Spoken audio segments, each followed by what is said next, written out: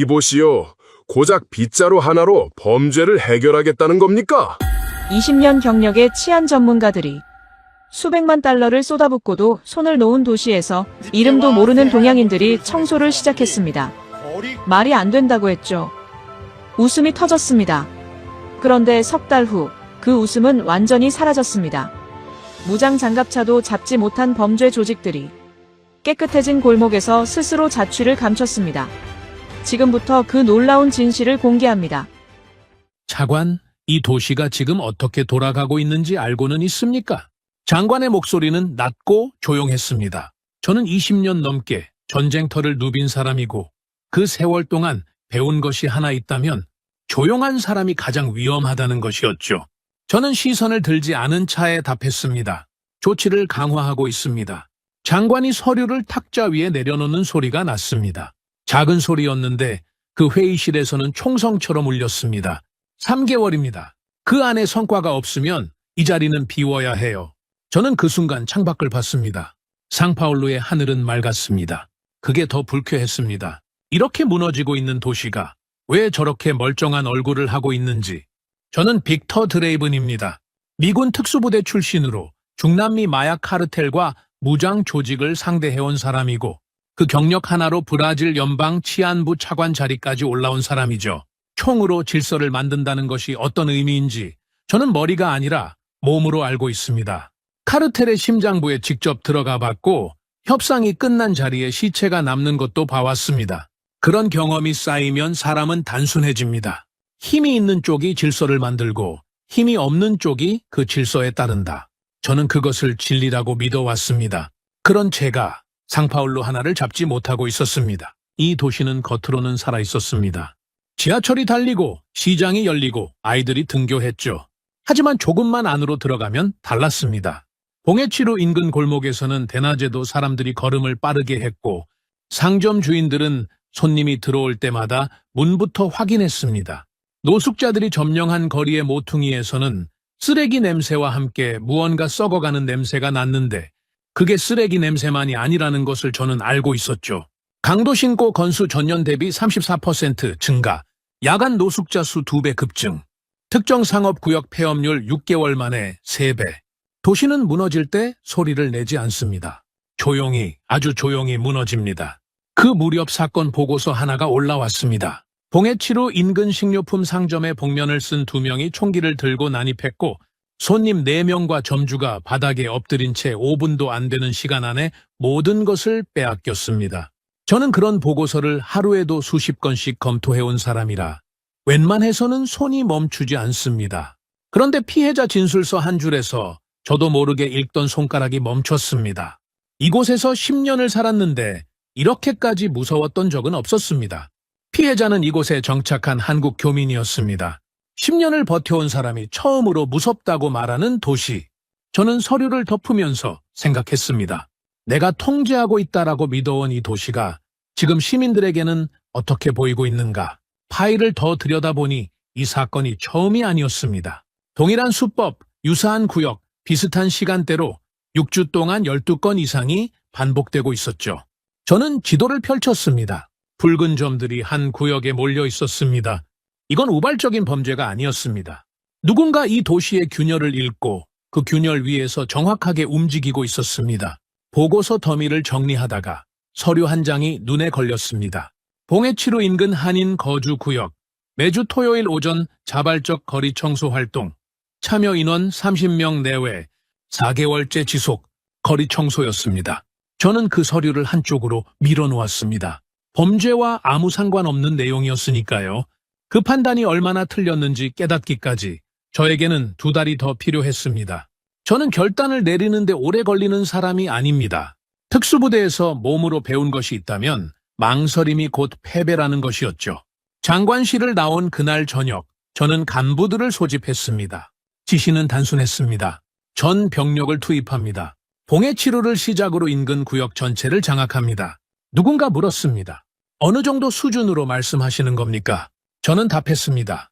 길거리에 총을 든 사람이 보여야 합니다. 다음 날부터 상파울루 거리의 풍경이 바뀌었습니다. 완전 무장한 경찰 병력이 주요 구역 곳곳에 배치됐고 야간 순찰이 대폭 강화됐으며 문 검색이 시작됐습니다. 상점 주인들이 처음으로 문을 열어두고 장사를 하기 시작했고 몇몇 구역에서는 노숙자들이 사라지기도 했습니다. 저는 그 보고를 받으면서 생각했습니다. 역시 이 방법밖에 없다고? 힘이 보이면 범죄는 움츠러든다는 것을 저는 수십 년의 경험으로 알고 있었으니까요. 2주가 지났습니다.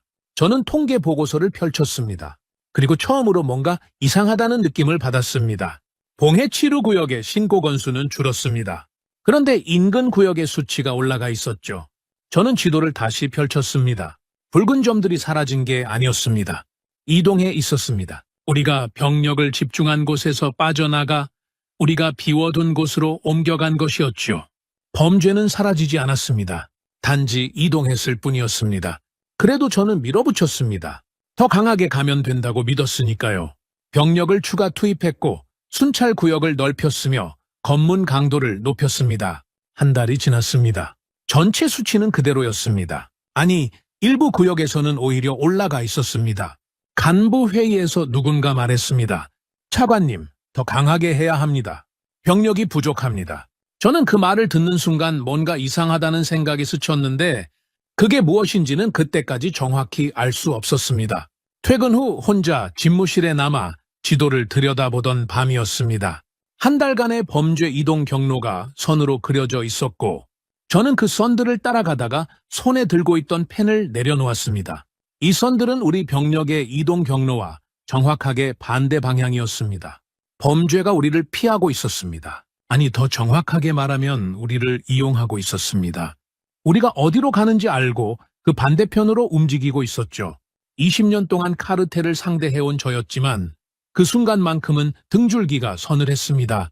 내가 지금 쫓고 있는 건가? 끌려다니고 있는 건가? 그날 밤 서류 더미를 정리하다가 한 달 전에 미뤄뒀던 보고서가 눈에 들어왔습니다. 봉해치루 한인 거주 구역, 매주 토요일 거리 청소, 4개월째 지속. 저는 그 서류를 다시 한쪽으로 밀었습니다. 하지만 이번엔 조금 더 천천히 밀었습니다.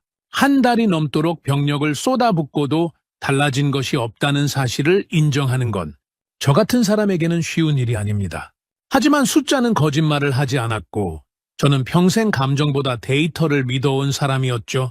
간부 회의를 소집한 건 그 때문이었습니다. 이 방식으로는 안 된다는 걸 인정하고 다른 접근을 찾아야 했습니다. 회의실 테이블 위에 지난 2달간의 범죄 통계와 병력 배치 현황이 펼쳐졌습니다. 저는 말없이 자료를 넘겼고 간부들은 침묵 속에서 수치를 들여다봤습니다. 한 명이 먼저 입을 열었습니다. 병력을 더 늘려야 합니다. 저는 고개를 들었습니다. 한 달 전에도 그 말을 했죠. 그 전달에도 했습니다. 결과가 어떻습니까? 회의실이 잠시 조용해졌습니다. 저는 자료를 덮으며 말했습니다. 지금 우리한테 필요한 건 더 많은 병력이 아닙니다. 다른 생각입니다. 그때 한쪽 구석에 앉아있던 분석관이 조심스럽게 손을 들었습니다. 차관님, 한 가지 보고 드릴 게 있습니다. 저는 고개를 끄덕였죠. 봉해치루 한인 거주 구역 자료입니다. 매주 토요일마다 거리 청소를 하고 있는 구역인데요. 지난 석 달간 해당 구역의 범죄 신고 건수를 따로 뽑아봤습니다. 분석관이 종이를 내밀었습니다. 저는 그 수치를 받고 잠시 말이 없었습니다. 인근 구역 대비 37% 낮았습니다. 그 순간이었습니다. 누군가 피식 웃는 소리가 들린 건. 저는 시선을 들었습니다. 테이블 오른쪽에 앉아있던 수석 간부가 입가에 웃음을 띤 채 말했습니다. 청소로 범죄를 막겠다는 겁니까? 다른 간부들도 따라 웃었습니다. 분위기가 한순간에 바뀌었죠. 분석관은 고개를 숙였습니다. 저는 웃지 않았습니다. 하지만 반박하지도 않았습니다. 솔직히 말하면 저도 그게 말이 된다고 생각하지 않았으니까요. 회의가 끝나고 분석관을 따로 불렀습니다. 이 자료 어떻게 뽑은 겁니까? 분석관이 답했습니다. 청소 구역과 범죄 발생 지점을 지도에 겹쳐봤습니다. 우연이라고 하기엔 패턴이 너무 일정해서 보고 드린 겁니다. 저는 자료를 다시 들여다봤습니다. 그리고 물었습니다. 저 사람들이 왜 청소를 합니까? 분석관이 잠시 머뭇거렸습니다. 그냥 하는 것 같습니다. 명령도 없고 지원도 없고 누가 시킨 것도 아닌데 매주 나와서 합니다. 저는 아무 말도 하지 않았습니다. 그냥 한다는 게 무슨 말인지 저는 이해할 수 없었습니다. 그날 저녁 자료를 들고 브라질 도시 행정 전문가를 찾아갔습니다. 이 수치를 어떻게 설명하겠냐고 물었죠. 전문가가 자료를 훑어보더니 고개를 저었습니다. 설명하기 어렵습니다. 브라질에서 청소는 시민의 일이 아닙니다. 환경미화원이 하는 일이죠. 학교에서도 가르치지 않습니다. 그런데 저 사람들은 왜 하는 겁니까? 제가 되물었습니다. 전문가가 잠시 생각하다가 답했습니다. 한국에서는 어릴 때부터 직접 청소를 한다고 들었습니다. 학교에서도 집에서도 습관처럼 몸에 배어 있는 거죠. 저는 그 말을 듣는 순간 손에 들고 있던 자료에서 시선이 멈췄습니다. 습관. 명령이 아니라 습관. 집무실로 돌아와 자료를 서랍에 넣으면서 저는 스스로에게 말했습니다. 중요하지 않다. 단일 구역의 특수한 사례일 뿐이다. 우리에게 필요한 건 도시 전체에 적용할 수 있는 정책이지 30명짜리 청소 모임이 아니다. 서랍을 닫았습니다. 그런데 이상하게도 서랍을 닫고 나서도 그 숫자가 머릿속에서 지워지지 않았습니다. 37%. 병력을 2배로 늘려도 만들지 못한 수치였습니다. 그 숫자가 머릿속을 떠나지 않았습니다. 37%. 저는 잠들기 전에도 그 수치를 생각했고 아침에 눈을 뜨면서도 그 수치를 생각했습니다. 20년 넘게 데이터를 분석해온 사람의 직감이라는 게 있습니다. 설명은 안 되는데 뭔가 걸린다는 느낌. 저는 그 느낌을 무시하는 법을 배운 적이 없었죠. 결국 일주일 후 저는 분석관을 다시 불렀습니다. 지난 6개월치 구역별 범죄 통계를 전부 뽑아 오십시오. 한인 청소 구역을 중심으로 방영 2km까지 전부 다요? 자료가 올라오는데 이틀이 걸렸습니다. 저는 집무실 문을 잠그고 혼자 그 자료를 펼쳤습니다. 처음 1시간은 평범했습니다. 전체적인 범죄 증가 추세, 구역별 편차, 시간대별 분포. 그런데 두 번째 시간으로 접어들면서 손이 멈추기 시작했습니다. 특정 구역의 수치가 이상했습니다. 전체 도시의 범죄 증가 추세와 반대 방향으로 움직이고 있었죠. 저는 그 구역을 지도 위에 표시했습니다. 그리고 다음 달 자료를 펼쳤습니다. 같은 구역이었습니다. 그 다음 달도 마찬가지였습니다. 우연은 반복되지 않습니다. 저는 그것을 알고 있었습니다. 지도를 벽에 붙이고 구역별로 색을 입히기 시작했습니다. 범죄가 감소한 구역은 파란색으로, 증가한 구역은 붉은색으로. 30분쯤 지났을 때 저는 펜을 든 채로 그 자리에 서서 지도를 바라봤습니다.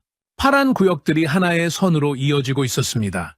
그 선의 중심에는 봉해치루 한인 거주 구역이 있었습니다. 겹쳤습니다. 정확하게. 저는 그 순간 아무 생각도 나지 않았습니다. 그냥 지도를 봤습니다. 한참을 머릿속에서 뭔가를 찾기 시작했습니다. 이걸 설명할 수 있는 논리가 있을 것이다. 반드시 있다. 저는 책장에서 오래된 논문 하나를 꺼냈습니다. 깨진 유리창 이론. 환경이 무너지면 범죄가 늘어나고 환경이 정돈되면 범죄가 줄어든다는 개념이었죠. 1980년대 뉴욕에서 실제로 적용된 사례도 있었습니다. 저는 논문을 읽으면서 생각했습니다. 설명은 된다. 청소가 환경을 바꾸고 바뀐 환경이 범죄를 억제한다. 이론적으로는 맞습니다. 그런데 수치가 이상했습니다. 뉴욕의 사례와 비교해도 효과의 규모가 비정상적이었습니다. 30명이 매주 한 번 청소한다고 해서 이 정도 변화가 만들어진다는 건 이론으로는 설명이 됐지만 직감으로는 납득이 되지 않았습니다. 저는 논문을 덮고 다시 지도를 봤습니다.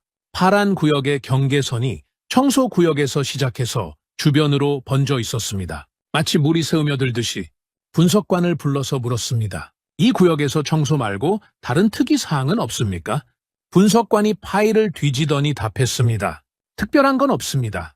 그냥 매주 나와서 쓸고 줍고 돌아갑니다. 저는 다시 물었습니다. 참여 인원이 늘었습니까? 분석관이 고개를 끄덕였습니다. 처음엔 10명 남짓이었는데 지금은 30명이 넘었습니다. 브라질 주민들도 몇 명 끼어 있다고 합니다. 저는 그 말을 듣는 순간 등바디에 몸을 기댔습니다. 퍼지고 있었습니다. 아무도 시키지 않았는데 그날 밤 집에 돌아가지 않았습니다. 집무실 소파에서 눈을 붙이다가 새벽에 다시 지도 앞에 섰습니다. 20년 동안 저는 질서란 위에서 아래로 내려오는 것이라고 믿었습니다. 강한 자가 규칙을 만들고 나머지가 그 규칙을 따른다. 그게 제가 알고 있는 세상의 작동 방식이었죠. 그런데 지도 위의 파란 구역들은 그 방향이 반대였습니다. 아래에서 시작해서 위로 번지고 있었습니다. 명령 없이, 보상 없이. 그냥 저는 그것을 아직 인정하지 않았습니다. 하지만 처음으로 제가 알고 있는 논리만으로는 이 지도를 설명할 수 없다는 것을 느꼈습니다.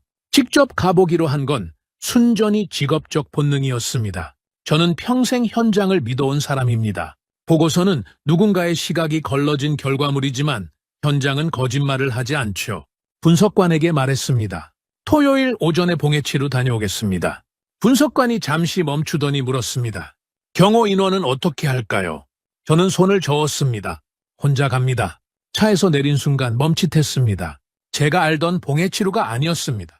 불과 몇 달 전 제가 지도 위에 붉은 점으로 찍어뒀던 구역이었습니다. 야간 순찰을 강화하고 검문 검색을 늘렸지만 범죄가 줄지 않아 애를 먹던 곳이었죠.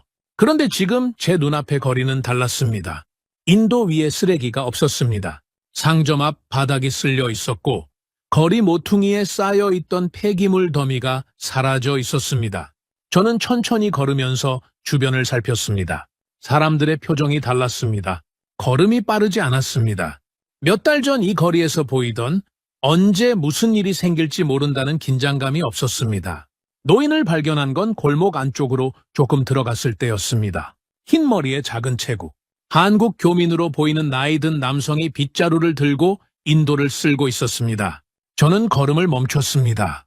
주변에 아무도 없었습니다. 지나가는 사람들은 흘깃 보다가 그냥 지나쳤고 그 노인은 주변 시선에 전혀 개의치 않았습니다. 그냥 쓸고 있었습니다. 일정한 리듬으로 천천히 멈추지 않고 저는 그 자리에서 지켜봤습니다.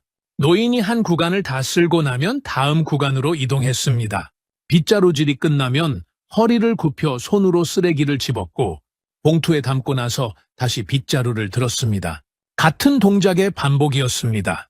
저는 그 모습을 보면서 이상한 기분이 들었습니다. 이 사람은 지금 무엇을 기대하고 있는 건가? 누가 알아주는 것도 아니고 돈이 나오는 것도 아니고 심지어 지나가는 사람들조차 고맙다는 말 한마디 없이 지나치는데 저는 20년 동안 사람들이 움직이는 이유를 분석해 왔습니다. 이익이 있거나 두려움이 있거나 이 두 가지가 인간을 움직이는 원리라고 믿어왔죠. 그런데 저 노인에게는 그 어느 쪽도 보이지 않았습니다. 참지 못하고 다가갔습니다. 실례합니다. 노인이 고개를 들었습니다. 저는 물었습니다. 얼마나 되셨습니까? 이렇게 하신 게. 노인이 잠시 생각하더니 답했습니다. 한국에서는 원래 이렇게 하거든요. 학교 다닐 때부터. 저는 그 말을 듣고 다음 말을 잊지 못했습니다. 원래 이렇게 한다. 교육받아서도 아니고 시스템이 있어서도 아니고 그냥 원래 하는 것이기 때문에 한다는 말이었습니다. 저는 다시 물었습니다. 혼자 하십니까? 노인이 고개를 저었습니다. 아니요. 오늘은 좀 늦었어요. 다른 사람들도 곧 옵니다. 그리고 다시 빗자루를 들었습니다. 대화가 끝났다는 뜻이었죠. 저는 그 자리를 떠나지 못했습니다. 10분쯤 지났을까요? 골목 입구 쪽에서 사람들이 나타나기 시작했습니다.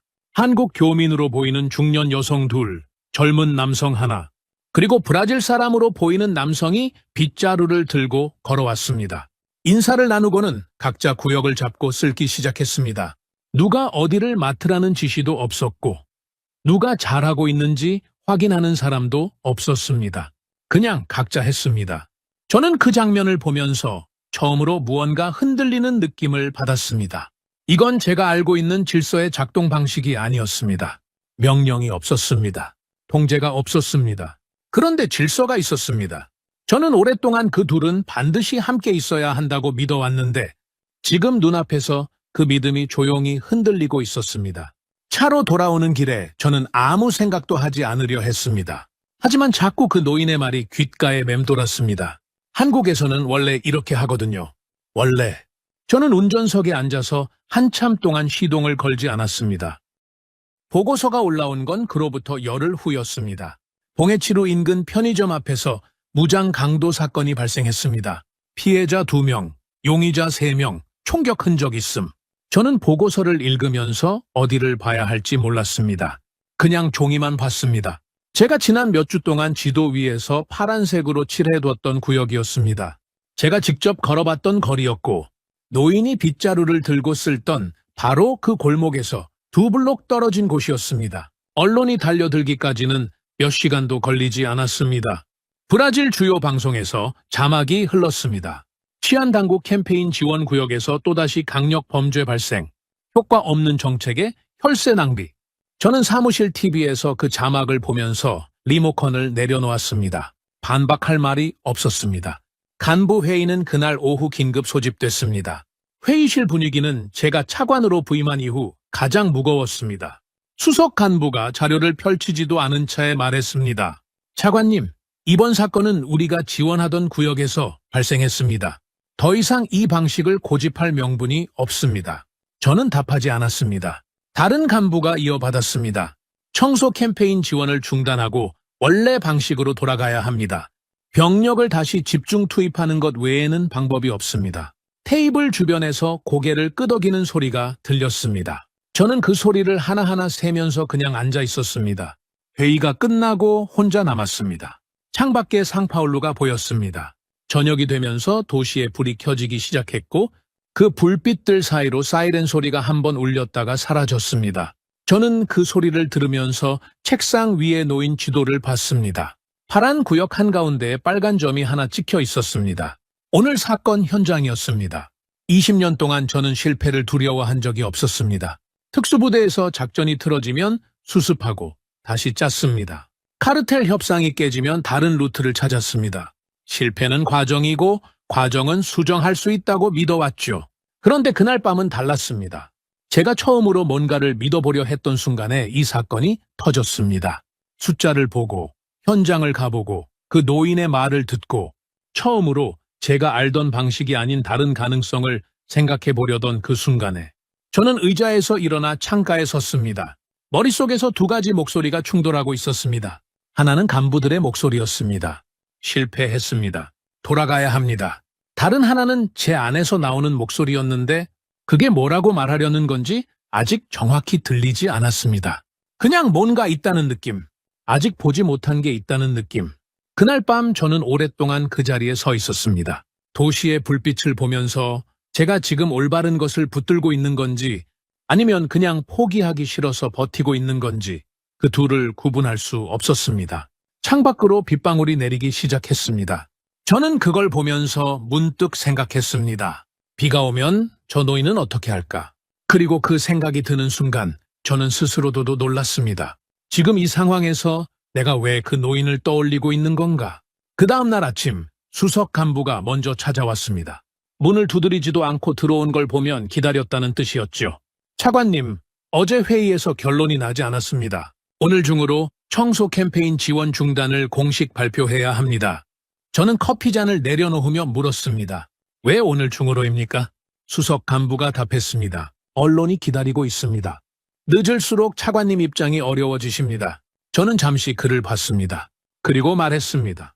앉으십시오. 서랍에서 자료를 꺼냈습니다. 지난 석 달간 봉해치루 인근 구역별 범죄 통계였습니다. 저는 자료를 테이블 위에 펼치며 말했습니다. 어제 사건이 발생한 건 맞습니다. 저도 압니다. 그런데 이 수치를 보십시오. 수석 간부가 자료를 내려다봤습니다. 저는 계속했습니다. 사건이 발생한 그날도 그 구역의 월간 범죄 발생 건수는 인근 구역 대비 여전히 가장 낮습니다. 어제 사건 하나를 보고 있었던 겁니다. 우리는 흐름을 봐야 합니다. 수석 간부의 표정이 굳었습니다. 차관님, 그 논리는 언론에 통하지 않습니다. 저는 고개를 들었습니다. 저는 지금 언론과 이야기하는 게 아닙니다. 수석 간부가 나가고 나서 저는 창밖을 봤습니다. 비가 내리고 있었습니다. 어젯밤부터 내리기 시작한 비였죠. 저는 그 빗줄기를 보다가 외투를 집었습니다.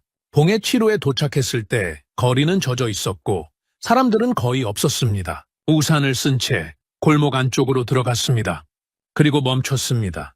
노인이 있었습니다. 비가 오고 있었습니다. 토요일도 아니었습니다.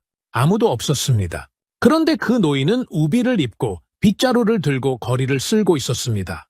빗물에 쓸려 내려오는 쓰레기를 모아서 봉투에 담고 다시 빗자루를 들었습니다. 같은 동작이었습니다. 지난번에 봤던 것과 똑같은 리듬이었죠. 저는 우산을 든 차에 그 자리에 서서 그 모습을 봤습니다. 한참을 발길이 움직이지 않았습니다. 이 사람은 지금 왜 여기 있는 건가? 비가 오는데, 평일인데, 아무도 없는데.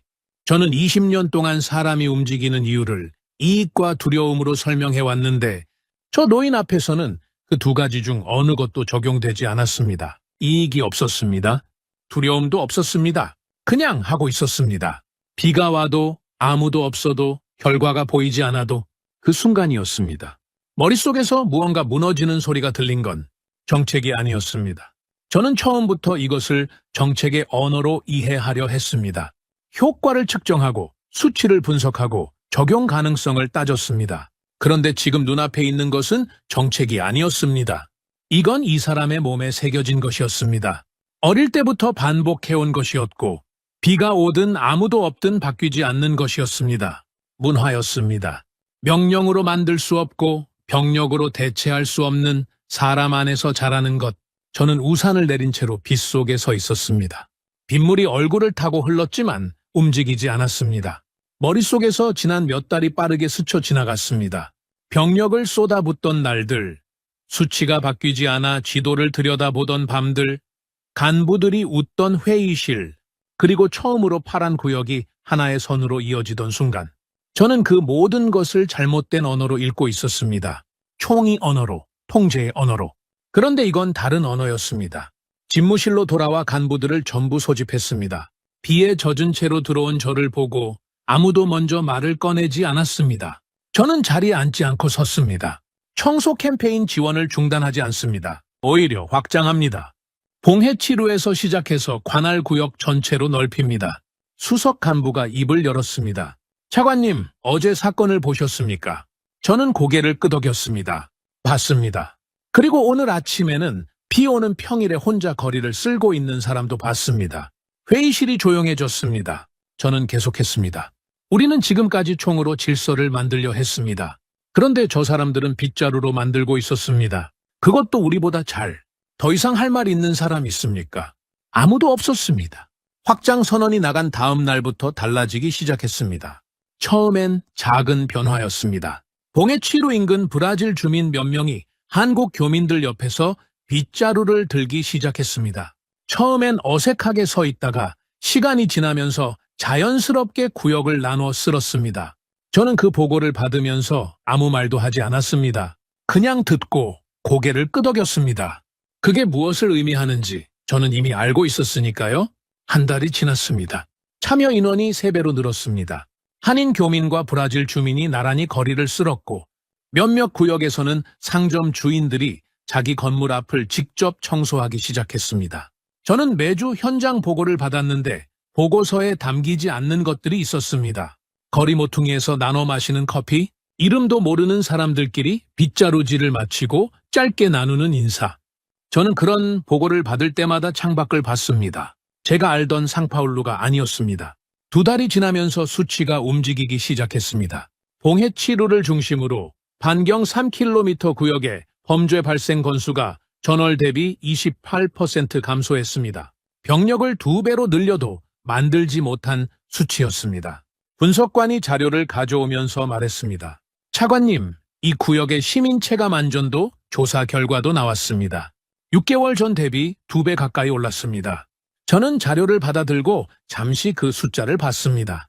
총이 아니라 빗자루가 만든 숫자였습니다. 언론이 돌아서기 시작한 건 그 즈음이었습니다. 얼마 전까지만 해도 정책 실패를 외치던 방송들이 이번엔 다른 자막을 내보냈습니다. 상파울루 봉해치루, 범죄 감소의 비결은 거리 청소, 한인 교민과 브라질 시민의 협력이 만든 기적. 저는 그 자막을 보면서 기적이라는 단어가 마음에 걸렸습니다. 기적이 아니었습니다. 매주 반복된 행동이었고 멈추지 않은 습관이었습니다. 그게 기적처럼 보인다면 그건 우리가 그동안 그 방향을 너무 오래 외면해왔기 때문이었죠. 정부 차원의 반응이 나온 건 3달이 지나서였습니다. 장관이 공식 기자회견을 열었고 저도 그 자리에 배석했습니다. 장관이 말했습니다. 우리는 이번 사례를 통해 중요한 것을 배웠습니다. 도시의 질서는 위에서 내려보내는 것이 아니라 시민 스스로가 만들어가는 것입니다. 그리고 그 방식을 우리에게 먼저 보여준 것은 이 도시에 뿌리내린 한국 교민들이었습니다. 우리는 한국을 통해 배웁니다. 기자들의 카메라 플래시가 터졌습니다. 저는 그 순간 정면을 보고 있었는데 시야 한쪽으로 맨 앞줄에 앉아있는 한국 교민 대표단이 들어왔습니다. 그분들은 박수를 치지 않았습니다. 그냥 앉아서 듣고 있었습니다. 그 모습이 어쩐지 그 노인이 빗자루를 들고 서 있던 모습과 겹쳤습니다. 기자회견이 끝나고 저는 교민 대표와 짧게 이야기를 나눴습니다. 처음부터 이렇게 될 줄 알고 계셨습니까? 대표가 고개를 저었습니다. 그냥 해야 할 것 같아서 한 겁니다. 저는 그 말을 듣고 웃었습니다. 처음으로 이 일을 시작하고 나서 처음으로 웃었습니다. 그냥 해야 할 것 같아서 20년 동안 저는 사람들이 움직이는 이유를 찾아왔는데 가장 강력한 이유는 이유가 없는 것이었습니다. 그날 저녁 저는 혼자 봉해치루에 들렀습니다. 저녁 무렵이라 청소하는 사람들은 없었습니다. 거리는 조용했고 인도는 깨끗했습니다. 저는 그 길을 천천히 걸으면서 생각했습니다. 저는 평생 힘으로 도시를 지켜왔습니다. 총과 병력과 통제로 질서를 만든다고 믿었습니다. 그 믿음이 틀렸다고는 생각하지 않습니다. 하지만 그것만이 전부라고 믿었던 것, 그게 틀렸습니다. 이 도시를 바꾼 건 명령이 아니었습니다. 보상도 아니었고 두려움도 아니었습니다.